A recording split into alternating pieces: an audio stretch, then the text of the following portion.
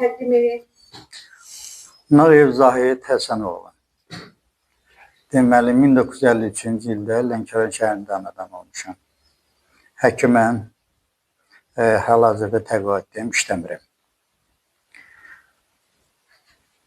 Mən, hörmətli xanımlar və cənablar, sizi narahat etməkdə mənim əsas məqsədim mənim mülkiyyətim uğrunda mübarizə deyil. Bunu mən aparıram, bu mənim haqqımdır, konstitusiyon hüququmdur. Ancaq bu 2017-ci ildə Xətai rayon icra hakimiyyəti mənim və ailəmin başına insanlığa sığmayan bütün müsibətləri gətirib. Bu öz yerində. Burada mənim bu mübarizəmdə 2017-ci ildə mübarizəni aparım. Mübarizə deyəndə ki, mən özümün mülkiyyətində olan, bizə xüsusi mülkiyyətində olan əmlakın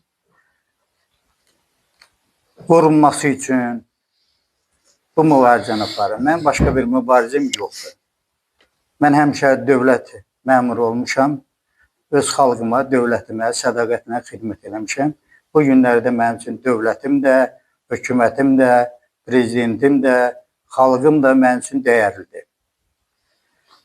Bunu əsas, mənim bugünkü hərəkətimin əsas mahiyyəti odur ki, bu işdə mən nə şahid oldum? Şahid oldum ki, Xətai rayon icra hakimiyyəti və onun ətrafında yerləşən himayədərləri, cənab prezident, sizə qarşı ümumiyyətlə sayğısızlıq nümayiş etdirirlər. Mən sizə səmimi bir söz çatdırıram ki, sizin dostlarınız da sizin ətrafınızdadır, düşmanlarınız da sizin ətrafınızdadır. Dostlarınız sizi ucaldır, hörmət qazandırır, xalqın hörmətini qazandırır, dünyada hörmət qazandırır, bütün cəmiyyətlərdə hörmət qazandırır. Ətrafınızdakı bir neçə adam isə sizi hörmətdən salmağa çalışır. Bu hörmətdən salma nədir? Əgər bunlar sizin dostlarınızsa, xalqı sizə qarşı qaldırmamalıdırlar.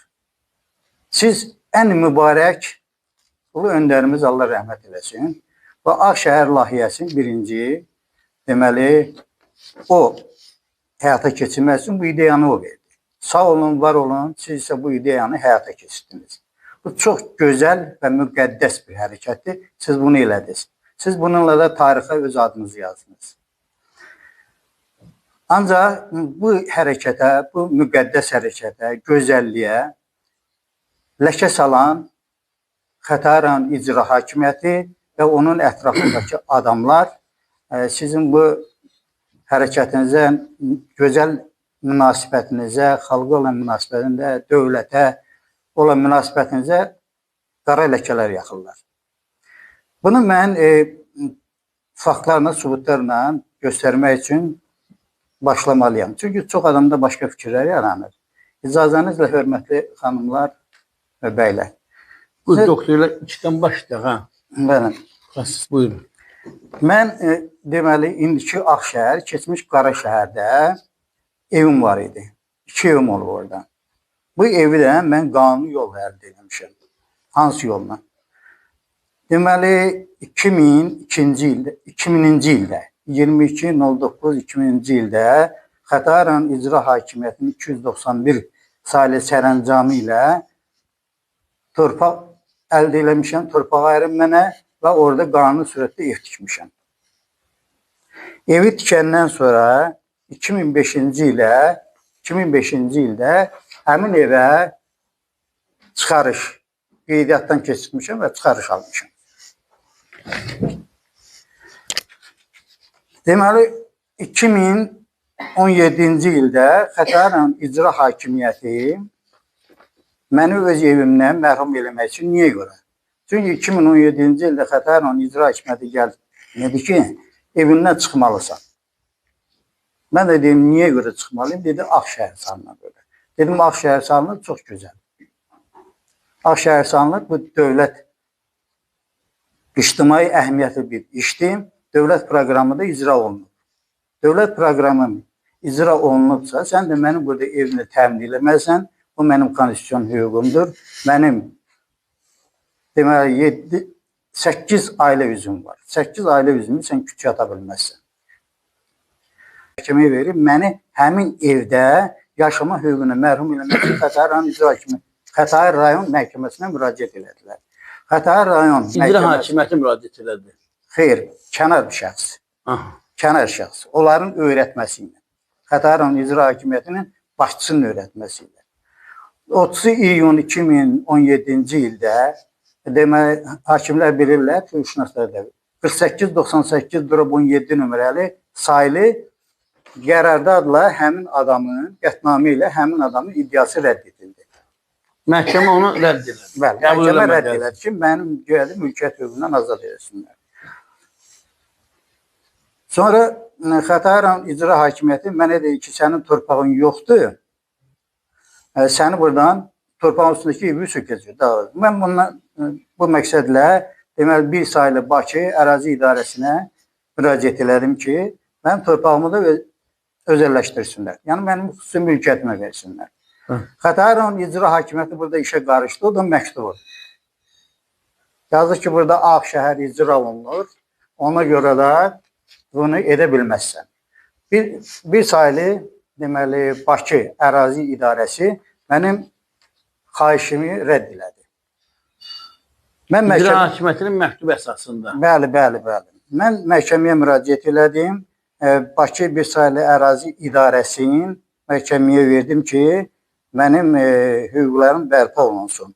Həm də ki, o evin Xətai rayon icra hakimiyyətinin öyrətdiyi şəxsin mənə qarşı qaldırdığı iddianın bir səbəbi də ondan ibarət ki, mənim evimlə onun evinin ünvanı eyni idi. Məndə də 23/25 idi. Onlardan. 23-25 idi, onda da. Mən də məhkəmədə məsələ qaldırdım ki, xahiş edirəm torpağı mənim mülkiyyətimə verilsin və evin ünvanı da dəyişilsin. Hakimlər məhkəmə prosesi gedib ali məhkəməyə qədər çatdı. Ali məhkəmədə mənim xeyrimə, daha doğrusu qanunun aliliyi xeyrinə qərar verdilər. Qərar verdilər ki, torpaq özəlləşsin, torpağa çıxarış verilsin. Deməli, bir sayılı Bakı ərazi idarəsi bu qərarı, ali məhkəmənin qərarı icra etməkdən yayındı. Və məhkəmənin tələbi ilə, qanuni tələbi ilə və tələbi ilə deməli həmin qərar icra olundu. Mən 2019-cu ildə, 15 mart 2009-cu ildə həmin evin ayrıdan çıxarış aldım. Evin yerləşdiyi torpağa, yəni Xətai rayon icra hakimiyyətinin sərəncamı ilə ayrılan torpağa mülkiyyət hüququ əldə etdim və ünvan dəyişildi. Həmin çıxarışda bu. Çıxarış əldə eləmiş. Çıxarış əldə etdim. Yəni tamamilə mən mülkiyyət hüququnu əldə etdim. Düzdür, mülkiyyət başqa bir şeydir. Ancaq bizim daxili qanunvericiliyə uyğun olaraq mən mülkiyyət hüququnu əldə etdim. Hal-hazırda da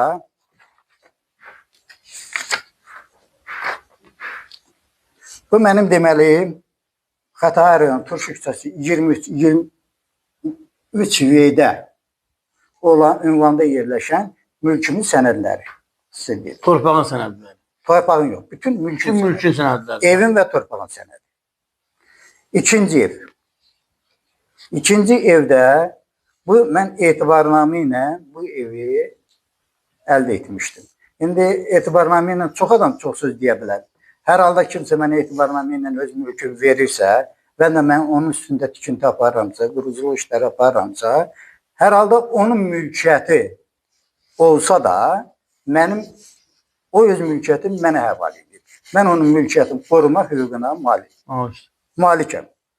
Və onun üstündə iş aparmışamsa da mülkiyyətə payçıyam. Və bu da həmin ikinci evin görürsünüz sərəncamı, onun cizgisi. Buyurun.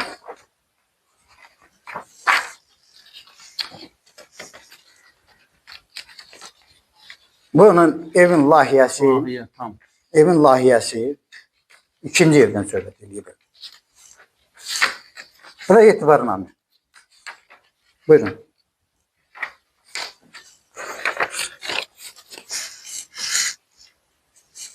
Demək, bu mülkiyyətdə aydın. Mənə elə gəlir ki, fikrimi çatdıra bildim. Hamıya. Xətai rayon İcra Hakimiyyəti 2017-ci ilin sentyabr ayında mən evdə olmayanda deməli, gəlib mən İrana getmişdim. Yoldaşım xəstə idi, onu aparmışdım bura. Burada həkimlər qəbul eləmədi, ona görə apardım bura. Oraya gedəndə Xətai rayon İcra Hakimiyyətinin işçiləri 2017-ci ildə. 2017-ci ildə bu etibarnamə ilə mənim olan evi, etibarla mənə verilən evi, mənə həvalə olunan evi Xətai rayon İcra Hakimiyyəti əşyaları qarşı söküb dağıtmışdı. Mən gələndən sonra mənə deyirlər ki, doktor, narahat olma, sən bizim özümüzsən, ikinci evi sökəndə onda pulunu verərik. Sonradan isə bunlar işi uzatdılar, mən müraciət elədim, İcra Hakimiyyətinə müraciət edim. Mən Xətai rayon İcra Hakimiyyətinə müraciət elədim, onlar dedilər ki, sənin evin sökülməyə bordadır. Demək, sökülən evə 2021-ci ildə Xətai rayon İcra Hakimiyyəti deyir ki, ev oradadır. Söhbət bu evdən gedir. Bəli, söhbət də həmin 2017, yox, bu evdən gedir. Bu evdən gedir. 2017-ci ildə sökülən evdən. Hə, o sizin İranda olanda etibarnamə ilə əldə etdiyim. Bəli. O evdən gedir. Sonra mən ümumiyyətlə müraciət elədim məhkəməyə. Məhkəmə işində. Deməli, inzibati məhkəmədə Xətai rayon İcra Hakimiyyəti məhkəməyə ünvanladığı məktubda göstərir ki, o 2017-ci ildə sökdüyü evin ünvanı 20/25-dir. Məhkəməyə müraciət elədi ki, Xətai rayon İcra Hakimiyyəti, biz o evə pul vermişik. Pul vermişik. Bura məhkəmə.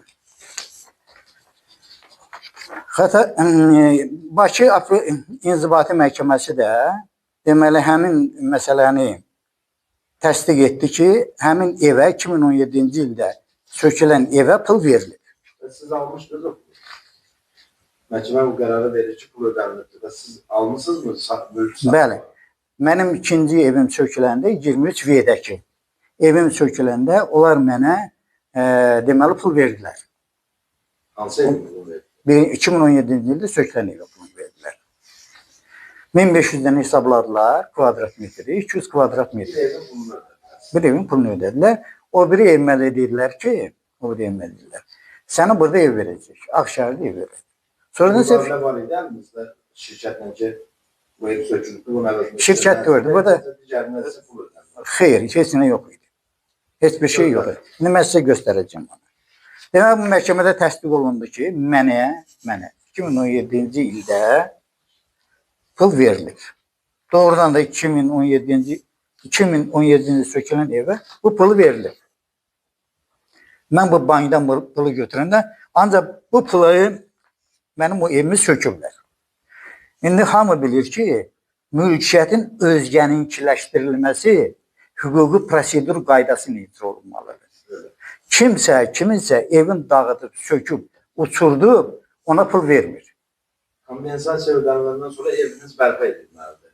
Qanun bunu deyir. Bəli. Deməli, onlar banka pul köçürdülər, mənim təzyiqimdir. Nəyə pul köçürdülər, özləri də bilmirlər. Hala nə üçün? Çünki əllərində nə alqı-satqı var, nə mənim bir icazam var, nə məhkəmə qərarı var. Heç nə olmadan evi sökmüşdülər. Bu pulu da mənə verirdilər. Bu pulu da mənə vermədi, onların xüsusi bir tələsi var idi. Mən də ona görə bankda məcburam buraya yazdırdım ki, bu pul mənə niyə verilir? Burada yazdırdım ki, Ağşəhər köçürmə ilə əlaqədir. Bu məsələ bitdi.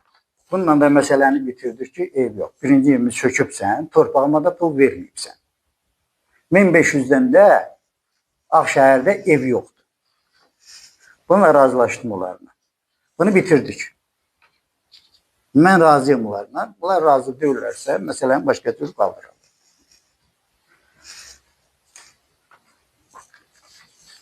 Xətai rayon icra hakimiyyəti mənim ikinci evimin 2021-ci ilin, yəni Xətai rayonu Turşu küçəsi 23V, yəni məhkəmənin, ali məhkəmənin qərarı ilə əsasında deməli çıxarış aldığım 23V ünvanında yerləşən mülkün 2021-ci ilin fevral ayının ikisində Xətai rayon icra hakimiyyətinin başçısından başqa bütün işçiləri və ümumiyyətlə onun strukturunda olan bütün işçilər hamısı ora gəlmişdilər. Elə bir müharibə idi. Təxminən 50-yə qədər də Xətai rayon polis idarəsinin polisləri gəlmişdilər. Onlar vurdular, evi uçurtdular. 21-ci ildə. Bəli. Mənlə razılaşma olmayıb, məhkəmə qərarı olmayıb, heç bir şey olmayıb.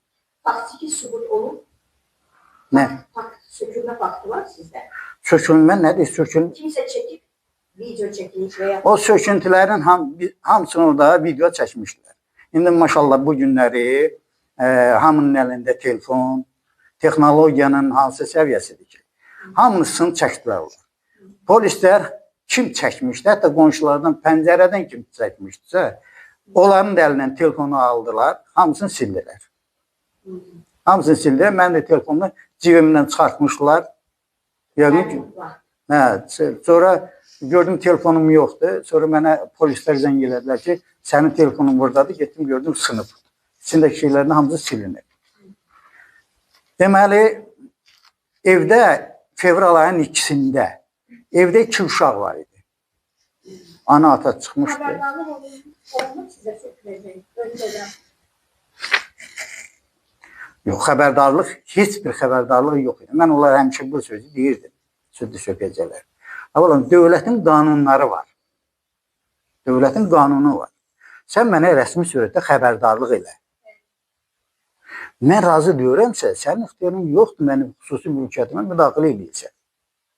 Ver məhkəməyə, sonra da gəl sök. Mənim uşaqların yaşı... Uşaqların yaşı birinin 3 yaşı vardı, birində 5 yaşı vardı, qız uşağı ikisi. Valideynsiz evdə olurlar yəni. Valideyn çıxandan sonra bayra. Ana çıxıb bayra, ana çıxmışdı bayra. Bizim də xəbərimiz oldu, ara qarşı məsələ. Bir də qışqırdılar ki, ana qışqırdı ki, uşaqlar, bunlar da traktorla vurub sındırırlar. Deməli, ana qışqırandan sonra bunlar dayandı. Cəmaət, qonşular yığışdılar, Xətai rayon icra hakimiyyətini və polisləri qovladılar orada. Hamı çıxdı, getdi, uşaqlar da giriblər orada şkafın içinə. Yaxşı ki, xoşbəlidən onlara heç nə olmamışdı.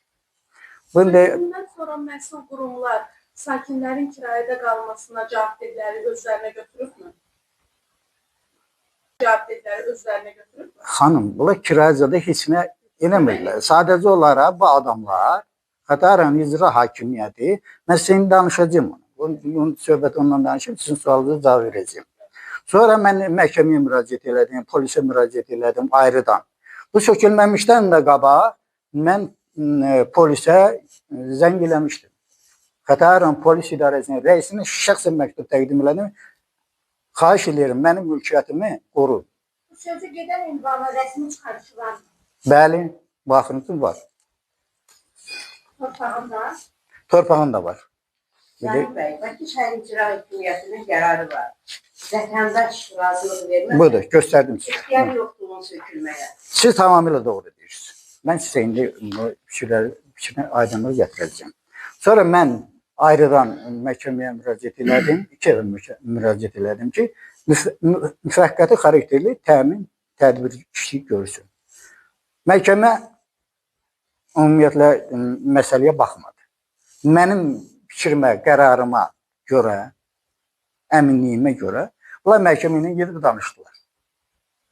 Mənim bir fikrim var ki, ümumiyyətlə inzibati məhkəmələr, inzibati kollegiyalar, inzibati orqanların qanunsuz əməllərinə qanun don girməkdən başqa heç nə kar deyirlər.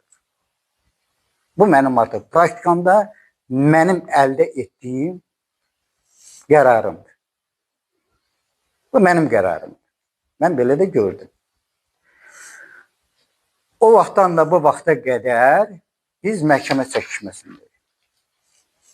İndi mən sizə məsələnin başqa hüquqi tərəfini deyim. Hamı deyəcək ki, Ağşəhərdir, Ağşəhər layihəsidir, filandır, sən buna qarşı niyə çıxırsan? Mən heç vaxt ona qarşı çıxmıram. Mən sizin bir şey xatırladım. Deməli, Azərbaycan Respublikasının ekoloji vəziyyətinin yaxşılaşdırılmasına dair 2006-2010-cu illər üçün, 2006-2010-cu illər üçün kompleks tədbirlər planının təsdiq edilməsi haqqında bu planı Azərbaycan Respublikasının prezidenti öz sərəncamı ilə deməli 28 sentyabr 2006-cı il 1697 saylı sərəncamı ilə təsdiq etdi. Gözəl də iş gördü. Və bunun icrasını tapşırdı Nazirlər Kabinetinə və nəzarət tapşırdı. Çox gözəl. Alqışlanmalı bir şeydir. Bu yıl söküntüsünə görə konsultasiya verir dersiniz. Hansı axırıncı? Xeyr. Verilməyin səbəbi nədir? Verilməmək səbəbi ondan ibarətdir ki, mən birinci evimə 2 senədə pul verdilər. Deyir ki, sənə ikisinə də bir yerdə pul vermiş. Səbəb onadır. Bu pulu onun ikisinə vermişsiniz. Bəli. Hə. 270. Onu lazım deyir. İki ev yan bayandır, yoxsa ayrı-ayrı məsələ? Biraz məsafələr, 50 metr məsafələr var. 50 metr məsafələr. Hə. Bu sərəncamın icrası üçün çox xahiş edirəm. Bu əsas işin mahiyyəti buradadır. Bakı şəhər icra hakimiyyəti 11 iyun 2007-ci ildə 262 nömrəli sərəncam imzaladı. Bu sərəncamın 1.2-ci bəndində göstərilir. Ərazidə yerləşən, ərazi hansı ərazidir? Deməli, Ağşəhərin yerləşdiyi ərazidir. Yerləşən yaşayış və qeyri-yaşayış tikililərinin sökülməsi, vəsaitin ödənilməsi və sakinlərin köçürülməsi müvafiq qanunvericiliyə əsasən ADEC Azərbaycan İnkişaf Şirkətinə tərəfindən həll edilsin. Bu sərəncam əsasən deyilir. Bu sərəncam əsasən ona tapşırıldı. 2007-ci ildə. Deməli, bu sərəncamın da icra müddəti prezidentin Ağşəhərdə təməl qoyma mərasiminə qədər idi. Yəni, ekoloji vəziyyətin yaxşılaşmasına dair kompleks tədbirlər planı icrasına aid idi bu iş. Bu iş. Yəni, əhali oradan köçürülməli idi. İnventarizasiya aparılmalı idi orada. Yəni, kimin nə qədər torpağı var, kimin nə qədər əmlakı var, ağacı var, nəyi var. Ondan sonra əhali oradan köçürülməli idi. Əhali də oradan sürgün edilməməli idi. Müvəqqəti olaraq köçürülməlidir. Dövlət planı icra olunması üçün. Zahid bəy, nasıl bir sual verim? Demək, burada hamıya bir məlum bir məsələ var ki, 12 ay icra hakimiyyətdə, Xətai icra hakimiyyətdə heç birinin Ağşəhər üzərində səlahiyyətləri yoxdur. Tamam. Məhdudlaşdırılır. Doğru. Hər hansı bir əmlaka sənəd vermə, sənəd alma, hər bir şey Ağşəhər rəhbərliyi tərəfindən həyata keçirilir. Tamam. Yəni burada hər hansı bir tikintini aparmaq icazəsi Doğru. Ağşəhər rəhbərliyindən verilir. Doğru. Və sizin əmlaklarınızı dağıdan, sökən şəxslərlə bağlı məsələdə icra hakimiyyəti niyə rol oynayır? Əsas bu məsələ Özü istəyir. Deməli, doğru. Siz icra hakimiyyəti və yaxud da Doğru. burada nə rol oynayır və niyə gəlib sizin Doğru. məqsədləri nə? Doğru. Deməli, bax bu əhalinin oradan köçürülməsi söhbəti demək Xətai rayon məhkəməsinin 23 aprel 2008-ci il tarixli 753/08 sayılı qətnaməsində belə bir şey ifadə olunur. Fikir. Xətai rayon İcra Hakimiyyətinin başçısı Razim Məmmədovun 114 sayılı 01.08.2007-ci il tarixli Xətai rayonu Babək prospekti həmin ərazini gəlirlər, göstərirlər. Deməli, çərçivəsində, bu plan çərçivəsində Azərbaycan Respublikada Dövlət Neft Şirkətinin razılığına əsasən Bakı şəhəri İcra Hakimiyyəti başçısının 262 sayılı sərəncamı ilə Bakı şəhəri Xətai rayonu Babək prospekti bu ünvanda yaşayan ünvanda ADEC Azərbaycan İnkişafı yaşayış binalarının sosial, ictimai obyektlərin dənizkənarı zolağın işlənməsi ADEC Azərbaycan İnkişaf Şirkətinə həvalə edilmişdir. Və hal-hazırda da Əmlak Komitəsi ilə bir yerdə orada inventarizasiya iş aparılır. Bunu Xətai rayon İcra Hakimiyyətinin başçısı məktubu ünvanlayır 2007-ci ildə. Bu inventarizasiya aparıldı və 2008-ci ildə əhali oradan köçürüldü. Torpaq təmizləndi. 2011-ci ildə də hörmətli prezidentimiz öz xanımı ilə bir yerdə Ağşəhərin təməl qoyma mərasimini keçirdi. Zahid bəy, hansı qurumlara müraciət etmişsiniz? Üzr istəyirəm, bu proqramda icra olunub.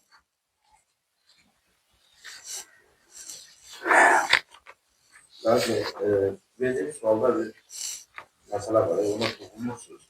Toxunuram. İcra hakimiyyəti hansı şirkətin yerinə gəlib əmlakçınızı söylüyor? Üzr istəyirəm, sualınıza cavab verəcəm. 2013-cü ildə 10.06.2013-cü ildə 225 nömrəli sərəncamla bax bu sərəncam. Görürsünüz bu sərəncam. Sərəncamla deməli Bakı şəhər İcra Hakimiyyəti həmin ərazidə bax eyni ilə burada yazılıb. Həmin ərazi burada yazılıb. 262 nömrəli sərəncamda göstərilən ərazidə burada yazır.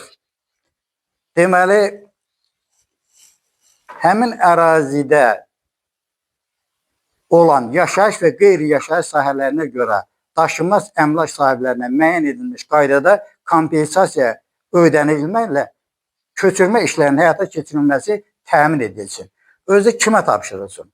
Xətai rayon İcra Hakimiyyətinə tapşırılsın. Razım Məmmədov.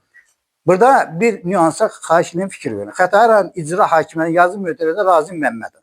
Yəni Xətai rayon İcra Hakimiyyəti Razim Məmmədovdur. Xətai rayon İcra Hakimiyyəti mən də başçı Ödənilməsi və vətəndaşların çıxarılması. bəli. Burada evin sökülməsindən söhbət keçir artıq. Üzr istəyirəm. Sizin eviniz dağıdılır. İndi üzr istəyirəm də bircə dəqiqə. Axı burada köçürülmədən söhbət. Mənim evimin dağıdılmasını və köçürülməsini. O deyir mən köçürmüşəm. Sizin sualınız gözəl sualdır, cavab verəcəm. Deməli bu bizim oradan köçürülməyimiz 262 nömrəli sərəncamla tapşırılıb ADEC Azərbaycan İnkişaf Şirkəti. Bu məsələ da diqqət alın. Sonradan isə İcra Hakimiyyətinə təzədən tapşırılıb ki, sənə tapşırıram. İcra hakimiyyəti tapşırır. İcra hakimiyyəti özü sökücü qurum deyil. Bu da hər hansı bir podratçıya tapşırır ki, gəl bunun vəsaitini, ala get bunu sök. Siz oradan köçürüldükdən sonra götürülməmiş evin içində yaşayış edir, necə ev sökürlər? Tamam. Bax, bir də, yox, müəllimin sualı çox gözəl sualdır. Demək, 2016-cı ildə vətəndaşlara cavab verir rayon təsərrüfat şöbəsinin müdiri, Xətai rayonu. ADEC Azərbaycan İnkişaf Şirkətinə, deməli, oradakı bütün əhalinin köçürülməsi, nə, ADEC Azərbaycan İnkişaf Şirkətinə bağlı olur. Baba, rayon icra hakimi. ADEC-lə müqavilə bağlayır. Biri. ADEC gəlir icra hakimiyyətinin adından sizlə Bakı sökür. Bəli. Deməli, bax, bu məhkəm... İcra hakimiyyətinin sığmasıdır, ADEC yox. Birinin üzərində icra hakimiyyəti yazmır, yaxud da ADEC yazmır, bilməsən çəkməyəcək. Əməkdaşlar bunu sökürlər. Tamam, doğru. Bir dəqiqə. Zahid müəllim, söküntü aparılan ərazidən hər hansı bir söküntü aparılan... Özür üçün. İcra Hakimiyyətinin ikinci itkisi də 2017-ci ildə göstərir ki, oradakı əhalinin köçürülməsi, hər hansı bir işlərin görülməsi ADEK Azərbaycan İnkişaf Şirkətinə tapşırılır. Peki o ərazidə tikinti işləri aparılıbmı? İqtisadiyyat Nazirliyi burada göstərir ki, deməli, həmin ərazidə əhalinin köçürülməsi, kompensasiyanın verilməsi, hər hansı bir işin aparılması ADEK Azərbaycan İnkişaf Şirkətinə tapşırılır. İqtisadiyyat Nazirliyi. Mən demirəm ha, İqtisadiyyat Nazirliyi. Sənəd. Burada adet şirkətin konkret olaraq sınıflarınızı çox şəkildə pozur və icra etməsində susur. Üzr istəyirəm. Deməli, Maliyyə Nazirliyi. Cənab Samir Şərifovun biz prezidentin köməkçisinin qəbulunda olduq. Deməli, o Samir Şərifova, cənab nazirə, Maliyyə Nazirliyinə xahiş elədi ki, bizi qəbul edəsin. Biz oraya gedəndə, orada bizə bir məktub verdilər. Göründüyü kimi, yuxarıda göstərilən ərazidə əhalinin köçürülməsi dövlət vəsaiti hesabına deyil, investorların tərəfindən onların vəsaiti hesabına həyata keçirilmişdir. Belə olan halda isə dövlətin, o cümlədən Maliyyə Nazirliyinin bu işlərə müdaxilə etməsi mümkünsüzdür. Və burada açıqca yazır ki, Xətai rayon İcra Hakimiyyətinin vəzifəli şəxsləri vətəndaşlara düzgün məlumat vermir, vətəndaşları dövlət əleyhinə qoyur. Bu da rəsmi qurumun Bu da deməli pul verən, dövlətin pul verən qurumu burada yazır ki, investorların hesabına olmalı. Bak görürsünüz burada. Biz orada investorların hesabına köçürülməliyik. Xətai rayon İcra Hakimiyyəti kimdir ki biz oradan köçürdük?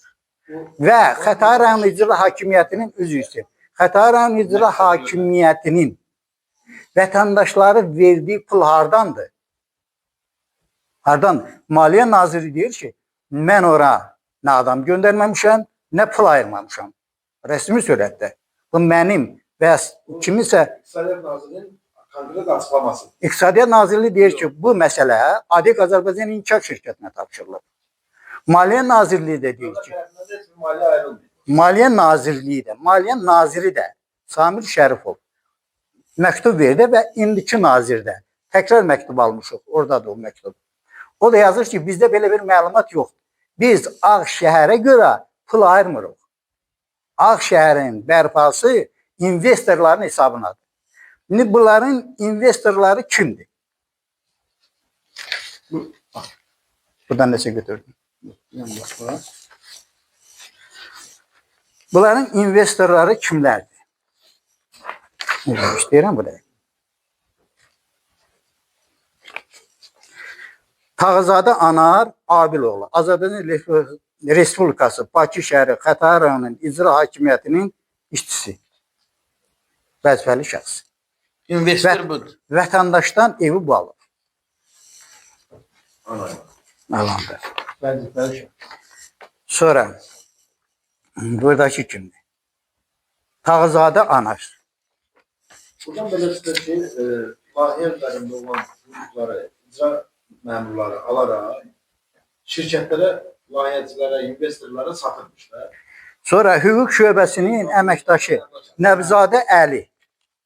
Deməli, Xətai rayon İcra Hakimiyyətinin işçiləri hamısı investordur. İnvestor. Vətəndaşa gəlib bunlar pul alır, əmlakını da alır. Məsələ burası, bunların əmlakının da alınmasında algı-satqı yoxdur. Ancaq Xətai rayon İcra Hakimiyyəti və məhkəmələr öz qərarlarında göstərirlər ki, Xətai rayon İcra rəsmiyyətdə, Bakı şəhəri İcra Hakimiyyətdə sənəddə göstərir ki, biz vətəndaşlara verilən pulu Maliyyə Nazirliyindən ayırdığı pul. Maliyyə Naziri də deyir ki, mən belə pul ayırmamışım, rəsmi. Sizə köçürülən pul mənbəyə hara göstərilir? Heç yəni, mən bu məsələ... Sizə köçürülən pulu şirkət tərəfindən köçürülür. Orada yazıb Xətai rayon İcra Hakimiyyəti. Mən bunu məhkəməyə verdim. Məhkəmə qərarı oradadır. Məhkəmədə mən ona cavab ala bilmədim. Yazdım ki, bu pul hardan gəlib? Qardaş, bu pul mən xərcləməmişəm. Kim gətirib? Bu pulu hardan gəlib? Mənə niyə veriblər bu pulu? Mən o pulu da ona görə götürdüm ki. Mən... Evet. Zahid bəy, Ben. 35 dəqiqə canlı yayın deyir. 35 dəqiqə deyir. Bəli, buyurun. Sizin probleminiz nədir? Tələbiniz nədir? Çox xahiş edirəm. Mənim problem gördünüz, dövlət başçısının sərəncamı var. Nazirlər Kabineti göstəriş verib. Orada bu işin icrası üçün şirkət ayrılıb, sonra investorlara tapşırılıb. Xətai rayon icra hakimiyyəti nə haqla girib vətəndaşların hüquqlarını tapdalayır və cənab prezidentin də adını burada hallandırır. Niyə? Səbəb nədir? Xətai rayon icra hakimiyyəti nə güdür burada? Nə məqsəd daşıyır? Xətai rayon icra hakimiyyəti nə məqsədə əhalini qaldırır? Niyə incidir onları? Bala, pul qazanırsan, vətəndaşla eyb yox. Vətəndaşdan 10 manat al, 10 manat ver ona, razı sal. Get yalandan kiməsə deyirsən, hansısa nə bilim məmura deyirsən ki, mən 20 manat almışam, al 10 manatı da cibə qoy da. Sən bu adamı Xətai rayon icra hakimiyyətinin məqsədi Maliyyə naziri Samir Şərifov da açıqca yazır. Vətəndaşları dövlət əleyhinə qaldırır. Prezidentin əleyhinə qaldırır. İncidir. Mən də bu fikrimi çatdırmaq istəyirəm ki, cənab prezident, bunlar sizə dost deyirlər. Dost belə qalmaqal yaratmaz. Belə dava salmaz. İnsanları qaldırmaz. Dostun, bunlar sizə dostlarsa 10 manat istəyənə 15 manat verər yola salar. Sizə bir xələl gəlməsin. Hələ bu qalsın bir tərəfə, mən 100% inanıram ha. Bunu siyasət nəzarından demiyorum. Heç vaxt cənab prezident əhalinin, nəinki bizim prezidentimiz, heç bir prezident öz məmurlarına deməz ki, get cəmaatı incid məndən razı qalsınlar. Heç kim deməz. Mənim yadımdadır, indiki kimi bunu deyəcəm. Heydər Əliyev mərkəzi tikilirdi. Onun yanında 2 binanı söktülər. Cənab prezident özü orada iştirak elədi. Həmin əhali köçürüldü düz yanlarındakı binalara. Bugün də həmin adamlar cənab prezidentə təşəkkür edir, minnətdarlıq edir. Cənab prezidentin əxlaqı budur. Bu onun əxlaqı. Bu, mən onu çatdırmaq istəyirəm ki, cənab prezident, xahiş edirəm, pullanmış, varlanmış adamların bir niyyəti var, hakimiyyət. Siz əhalidən qorxmayın, narahat olmayın, heç müxalifətdən də qorxmayın. Heç kimdən, siz ətrafınızdakı pullu məmurlardan, sizə qarşı əhalini qaldıran adamlardan qorxun. Mən bunu çatdırmaq istəyirəm. Başqa şey, mən öz haqqımı tələb eləmək üçün mənim elə ədalətli prezidentim var, mənim dövlətimin qanunları var. Geç, tez mən öz haqqımı alacağım. Mən onu ona görə dedim ki, biri var deyərlər ki, bu kişi bu yaşında nağıl danışır, əsassız danışır. Ona görə mən o fikirləri attım ki, bu əmlakı bu yolla əldə eləmişəm. Ondan sonra onların mənə verdiyi pul. Bu da əsas. Məhkəmə o pulun mənbəyini araşdırmadı. Niyə? Səbəbini deyim sizə. Doktor, aksına bağlı nə deyə bilərsiniz? Bu razılaşma haqqı var burada. Üzr istəyim, qoy bir dənə. Niyə məhkəmələr bu iş? Mən ümumiyyətlə bu məhkəmələrin, belə, mən demirəm ha, sonradan belə qərara gəldim ki, məhkəmələr, burada belə bir şey var. Kriminalda belə bir şey gedir, məlumat. Bərdər rayon məhkəməsinin vətəndaşdan külli miqdarda rüşvət almaqda ittiham olunan hakimi Elsun Əhmədovun məhkəməsi başa saldı. Hakimin. Gəncə Ağır Cinayətlər Məhkəməsində keçirilən sonuncu icrası hökm oxunub. Hakimə hökm oxunub. Hakim, mən öz-özümə fikirləşirəm ki, hakim, balam, bu məhkəmələr niyə bu qərarları çıxartmırlar? Niyə ədalətli olmurlar? Bunu oxuyandan sonra nəsəmində bir təəssürat yarandı da, hakim də tutular, hakim də həbs edirlər. Ədliyyə Nazirliyinin demək, Təşkilat Nəzarət Baş İdarəsinin məsləhətçisi Elçin Məmmədov yazır ki, hakimlər müstəqildir. Yalnız Azərbaycan Respublikanın konstitusiyasına və qanunlarına tabidir. Başa düşmürəm, konstitusiyada, qanunlarda yazılır ki, hakim rüşvət almalıdır. Bu günləri, mən sizə həqiqi deyirəm, inandığımıza and olsun, bütün bu vəzifəli şəxslər var ha. Onlar hakimlərin icazəsi olmadan bir dənə hərəkət eləməz, bir dənə qanunsuz hərəkət eləməz. Bunu mən cənab prezidentə çatdırmaq istəyirəm ki, bax, belə çətə sizin ətrafınızda var. Düzdür, təmiz deyirsiniz, ancaq bunları təmizləmədən nə sizə, nə bizə rahatçılığı yox. Zahid çok xahiş edirəm. Mən bir dənə sual verirəm Fəqan xanım. Bu razılaşma aktı ilə bağlı mən bura baxıram Xətai rayon icra hakimiyyətinin başçısı Rafiq Quliyevin bir akt tərtib ediblər. Burada üzr istəyirəm doktor. Hamının imzası var. Bütün bu vəzifələrin bir Nağıyev Zahid Həsənoğlundan başqa. Bu Tamam. nədir? Gözəl sualdır. Bu Deməli, nədir? birincisi, mən mülkiyyət hüququna malik şəxsəm. Qanuni yolda mülkiyyət əldə etmişəm. Mənim mülkiyyətim ya mənim razılığımla, yəni algı-satqı yolu ilə, ya da məhkəmə qərarı ilə müsadirə oluna bilər. Tamam. Bu adamlar görün nə qədər belə üzümü söz tapa bilmirəm, demək. Bu adamlar hansı səviyyədə adamlardılar ki, mən məhkəməyə verəndən sonra apellyasiya məhkəməsində bildim ki, Demək, mənim razılaşma aktı veriblər məhkəməyə. Razılaşma aktında Rafiq Quliyev, Xətai rayon icra hakimiyyəti, hörmətli başçısı razılaşma aktını təsdiq edir. Nə razılaşma aktıdır? Burada bunun müavinləri və bütün vəzifəli şəxsləri 13 nəfər adam qol çəkib.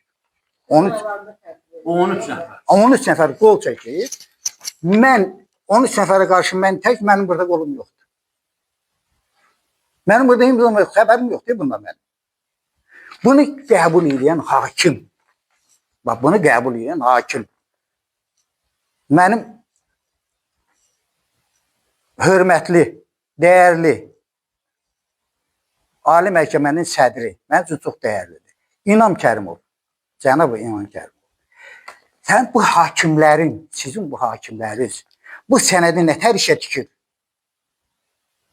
Bax, necə işə tikir? Bu hansı hüquqa sığışır? Hansı insanlığa sığışır? Adı gedib çobandan bir qoyun alırsın, sənəd alır, qol çəkdirir. Sənədi özüdür. İman Kərimova müraciət etmişsiniz mi Zahid bəy? Mən İnam Kərimova, deməli, cənab sədrə, deməli, görüşmək üçün çoxlu təşəbbüsüm var, ərizələrim də var, qəbulda da olmuşam. O, mənlə görüşdürmək istəmirlər. Deməli, İnam Kərimovla görüş mümkünsüz hala çevrilir. Mümkünsüz hala çevrilir. Deməli, prezidentin köməkçilərinin hamısını görüşmüşəm. Deməli, bütün hamısı, ha. Bax, Kərəm müəllimlə, Fuad müəllimlə, ondan sonra nə bilim, Zeynal Nağdəliyevlə, ondan sonra belə sonra kim, Mösümovla, bunların hamısı ilə görüşmüşəm.